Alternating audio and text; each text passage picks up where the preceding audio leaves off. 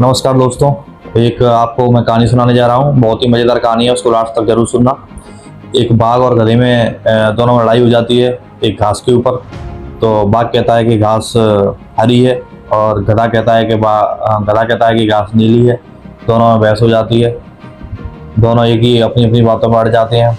तो गधा कहता है कि चलो राजा जी के पास चलते हैं। तो जब वो राजा जी के पास जाते हैं तो राजा जी होते हैं जंगल के शेर। तो शेर के पास जाते हैं तो शेर दोनों की बात सुनते हैं। तो वही बात, गधा कहता है कि घास नीली है और बाघ कहता है कि घास हरी है। तो बाघ बड़े कॉन्फिडेंस से अपना पक्ष रखता है और बोलता है कि राजा साहब, ये पागल हो गया, गधा बोल रहा है कि घास नीली है। और क्योंकि गधा बोलता है कि नहीं राजा साहब, ये पागल हो गया है कि घास तो नीली ही है, ये हरी बोल रहा है। ठीक है।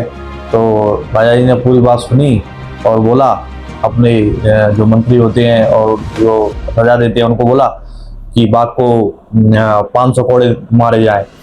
तो बाघ एकदम शॉर्ट हो गया। बाघ ने कहा, कह तो मैं सही रहा हूँ और राजा जी भी मेरे पक्ष में नहीं बोल रहे हैं, वो बोल रहे 500 कोड़े लगाए जाए। तो जब गधा तो मुस्कुराता वो चला गया और बाघ को 500 कोड़े लगाए गए। तो बेचारा बाघ होश में आया तो उसने पूछा कि राजा जी, ये ऐसा अन्याय मेरे साथ क्यों किया गया आपने? बाघ, वो घास तो नीली नहीं होती है, हरी ही होती है। तो जब राजा जी ने बोला कि तेरे को ये सज़ा दी गई है, वो इसकी दी गई है कि तूने मूर्ख गधे से बहस क्यों की। तो ऐसे ही निजी जीवन में जब आप मूर्ख लोगों से बहस करते हैं या लड़ाई करते हैं तो सज़ा तो उसकी आपको भी मिलती है साथ में, और उसकी मिलेगी। तो इसलिए मैं ये कहना चाहूँगा कि मूर्ख प्राणियों से, मूर्ख लोगों से निजी जीवन में बहस ना करें।